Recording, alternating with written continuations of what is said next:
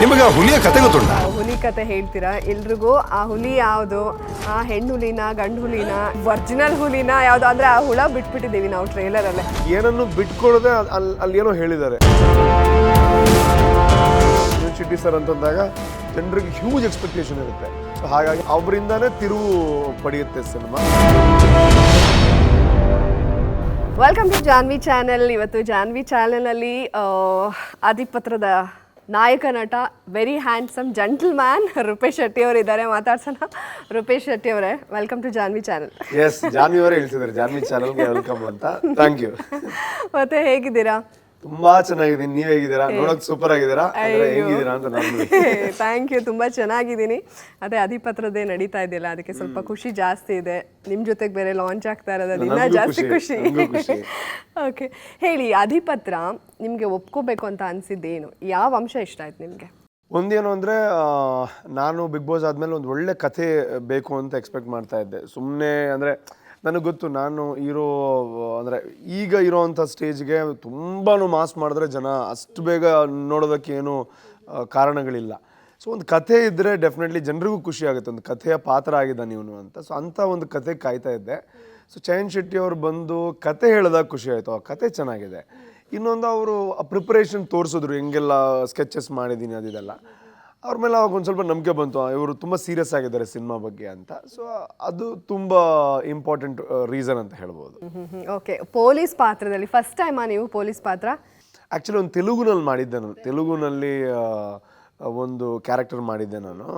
ಆದರೆ ಅದರಲ್ಲಿ ದಾಡಿಯೆಲ್ಲ ಇತ್ತು. ತೆಲುಗುನಲ್ಲಿ ನಡೀತೆ, ದಾಡಿಯೆಲ್ಲ ಇಟ್ಟು ಪೊಲೀಸ್ ಮಾಡಿದ್ರು. ಬಟ್ ಕನ್ನಡದಲ್ಲಿ ಫಸ್ಟ್ ಟೈಮ್ ಮಾಡ್ತಾ ಇರೋದು. ಆ್ಯಂಡ್ ಒಂದು ರಿಯಲಿಸ್ಟಿಕ್ ಆಗಿ ಒಂದು ಪೊಲೀಸ್ ಕ್ಯಾರೆಕ್ಟರ್, ಅದು ದಾಡಿಯೆಲ್ಲ ಶೇವ್ ಮಾಡಿ, ಅದು ಫಸ್ಟ್ ಟೈಮ್ ಮಾಡ್ತಾ ಇರೋದು. ಓಕೆ, ಸೊ ಶೂಟಿಂಗಲ್ಲಿ ಅಂದರೆ ನಿಮ್ಮ ಒಂದು ಸೀನ್ ಜಾಸ್ತಿ ಇಲ್ಲದೆ ಇರ್ಬೋದು, ಬಟ್ ನೀವು ನೈಟ್ ಎಲ್ಲ ಶೂಟ್ ಮಾಡ್ತಾ ಇದ್ರಿ. ಆಮೇಲೆ ಡೇ ಆ್ಯಂಡ್ ನೈಟ್ ಶೂಟ್ ಆಗಿದ್ದು ಕೂಡ ಇದೆ. ಸೊ ನೀವು ಬೇರೆ ಬೇರೆ ಒಂದು ಗೆಟಪ್ನಲ್ಲಿ ಕೂಡ ಅದನ್ನು ಕ್ಯಾರಿ ಮಾಡೋದೆಲ್ಲ ಅಷ್ಟು ಸುಲಭ ಅಲ್ಲ. ಸೊ ಹೇಳಿ, ಯಾಕಂದರೆ ನಾನು ಜಾಸ್ತಿ ಶೂಟಿಂಗ್ ಅದಕ್ಕಿಂತ ಜಾಸ್ತಿ ರೂಮಲ್ಲೇ ಇರ್ತಾ ಇದ್ದೆ. ಹೇಗಿತ್ತು ಶೂಟಿಂಗ್ ಎಕ್ಸ್ಪೀರಿಯನ್ಸ್, ನೈಟ್ ಶೂಟ್? ಅದೇ ಒಂದು ಏನು ಅಂತಂದರೆ, ಒಂದು ಸ್ವಲ್ಪ ಇಂಟೀರಿಯರ್ ಲೊಕೇಶನ್ ಆಗಿರೋದ್ರಿಂದಾಗಿ ನಮಗೆ ಬೇಕಾಗಿದ್ದೆಲ್ಲ ಅಲ್ಲಿ ಸಿಗ್ತಾ ಇರಲಿಲ್ಲ, ನಿಮಗೆ ಗೊತ್ತಿದೆ. ಇನ್ನೊಂದೇನು ಅಂತಂದರೆ, ರಾತ್ರಿ ಕೆಲವೊಂದ್ಸಲ 24 hour ಶೂಟ್ ಆಗಿದ್ದು ಇದೆ. ನನಗೆ ಅಟ್ಲೀಸ್ಟ್ ಒಂದು 3-4 ಗಂಟೆ ರೆಸ್ಟ್ ಇರ್ತಾ ಇತ್ತು, ಡಿರೆಕ್ಟರ್ಗೆ ಇರ್ತಾ ಇರಲಿಲ್ಲ. ಸೊ ಒಟ್ಟಾರೆಯಾಗಿ ಒಂದು ಎಕ್ಸ್ಪೀರಿಯನ್ಸ್ ಹೆಂಗೆ ಅಂತಂದರೆ, ಕೆಲವೊಂದ್ಸಲ ಅನಿಸ್ತಾಯಿತ್ತು, ಅಯ್ಯೋ ಸಾಕು, ಒಂದ್ಸಲ ಮುಗಿದ್ರೆ ಸಾಕಿದು ಅಂತ.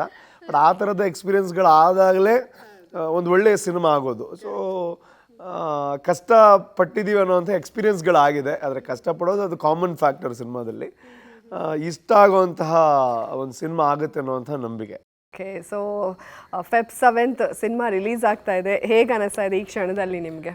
ಖುಷಿ ಆಗುತ್ತೆ. ಬಿಕಾಸ್ ಪ್ರಮೋಷನ್ ನಾನು ಅನ್ಕೋತಾ ಇದ್ದೆ ಸ್ವಲ್ಪ ವೀಕ್ ಇದ್ದೀವಿ ಅಂತ. ಬಟ್ ಇವಾಗ ಪೇಸಪ್ ಆಗ್ತಾ ಇದ್ದೀವಿ. ಜನರಿಗೆ ನಾವು ರಿಯಲ್ ಆಗಿ ಹೇಳ್ತಾ ಇದ್ದೀವಿ, ನಮ್ಮ ಸಿನಿಮಾ ಇದು ಕಾಂಟೆಂಟ್ ಓರಿಯೆಂಟೆಡು, ಇದರಲ್ಲೊಂದು ಒಳ್ಳೆ ಕಥೆ ಇದೆ, ಇದನ್ನೇ ಹೇಳ್ತಾ ಇರೋದು. ಸೊ ಅದು ಜನರಿಗೆ ಸ್ಲೋಲಿ ರೀಚ್ ಆಗ್ತಾ ಇದೆ ಅನ್ನೋವಂಥ ಖುಷಿ ಇದೆ.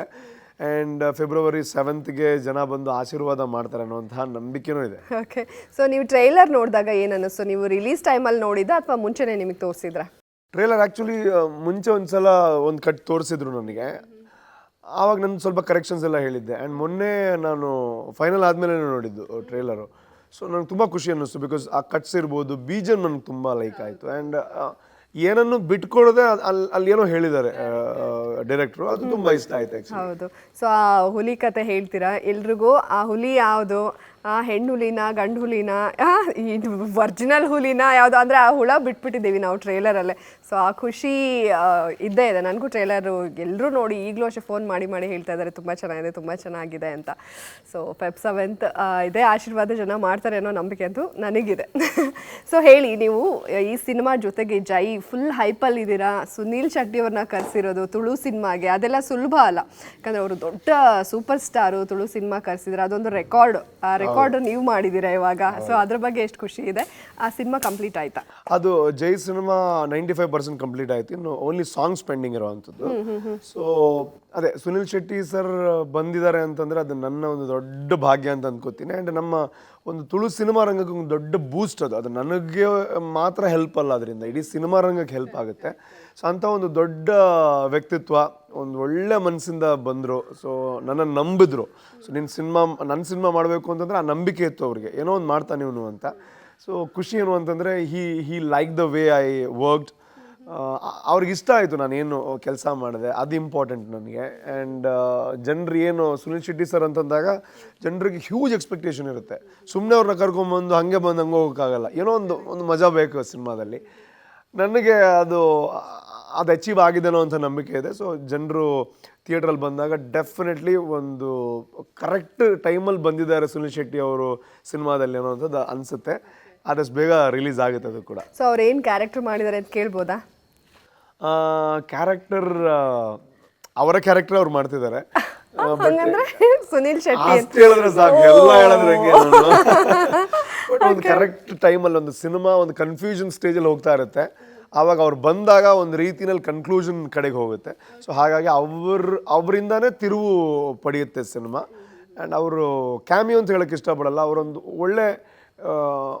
ಒಳ್ಳೆ ಪಾತ್ರ ಮಾಡಿದ್ದಾರೆ. ಓಕೆ, ಈಗ ನಾವು ಹಿಂದೆ ರವಿಚಂದ್ರನ್ ಸರ್ ಬಾಲಿವುಡ್ ಇಂದ ಕರೆಸಿದ್ದಾರೆ, ಅವ್ರು ರಮ್ಯಾ ಕೃಷ್ಣನ ಕರೆಸಿದ್ದಾರೆ, ಶಿಲ್ಪಾ, ಆ ಥರದ್ದು ಅದು ಉಳ್ಕೊಂಡ್ಬಿಡುತ್ತೆ. ಸೊ ತುಳು ಚಿತ್ರರಂಗಕ್ಕೆ ಸುನೀಲ್ ಶೆಟ್ಟಿ ಅವ್ರನ್ನ ನಮ್ಮ ರೂಪೇಶ್ ಶೆಟ್ಟಿ ಅವ್ರು ಕರೆಸಿದ್ದಾರೆ ಅಂದಾಗ ಅದು ಒಂದು ಉಳ್ಕೊಂಡ್ಬಿಡುತ್ತಲ್ವಾ. ಸೊ ಎಲ್ಲರ ಬಾಯಲ್ಲಿ ಎಷ್ಟೇ ವರ್ಷ ಹೋದ್ರು ಅವ್ರು ಕರೆಸಿದ್ರು ಅದೊಂದು ಉಳ್ಕೊಂಡ್ಬಿಡುತ್ತೆ.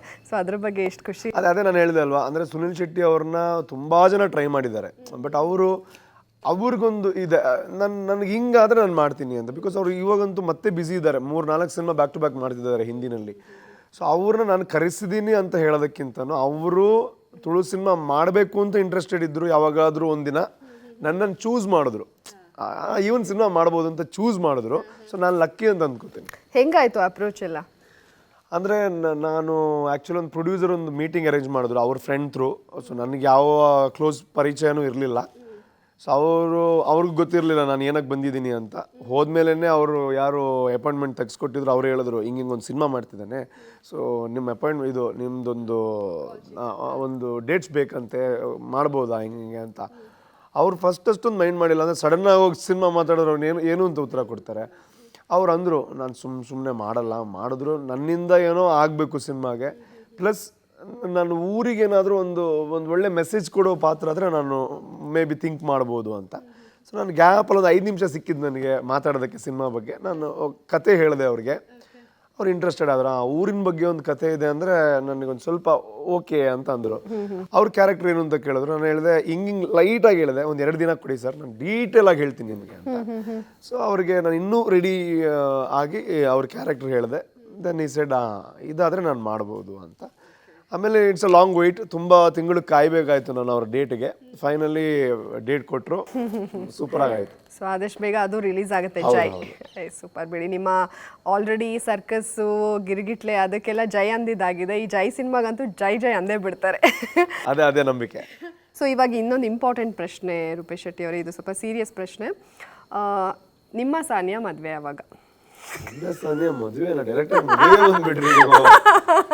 ಸುತ್ತಿ ಬಳಸಿ ಎಲ್ಲ ಕೇಳ ಅಭ್ಯಾಸ ಇಲ್ಲ ನಮ್ಗೇನಿದ್ರು ಡೈರೆಕ್ಟ್ ಮದುವೆ ಮಾಡಿಸಿದ್ರೆ ಆ ಥರದ ವಿಚಾರನೇ ಇಲ್ಲ. ಬಿಕಾಸ್ ನಾವು ಫ್ರೆಂಡ್ಸ್ ಆಗಿದ್ವಿ, ತುಂಬ ಒಳ್ಳೆ ಫ್ರೆಂಡ್ಸ್ ಆಗಿದ್ವಿ ಬಿಗ್ ಬಾಸ್ ಮನೆಯಲ್ಲಿ.